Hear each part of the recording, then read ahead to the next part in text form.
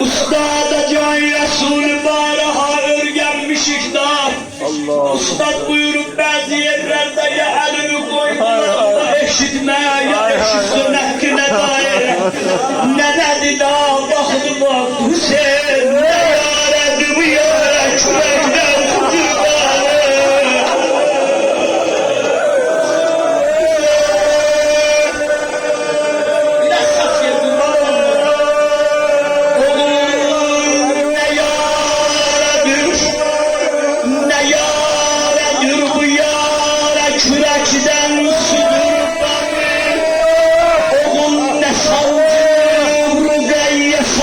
Çok seven yere baktı da Hüseyin ey kaş bacım Zeynep'in düşmeye gözü hara nene aileyisin önde bana göre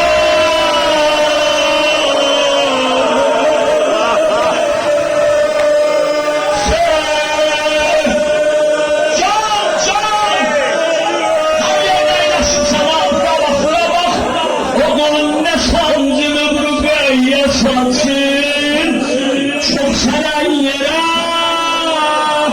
ey kaş bacım Zeynep'in düşmeye gözü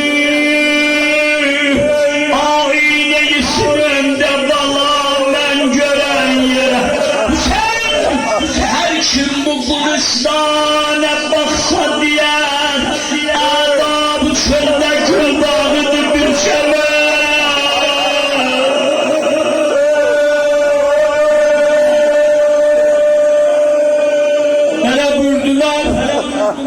Hazikler beter Hazreti Übeyye'ye helalesi var. Ay Mehter'i buyurdu bana.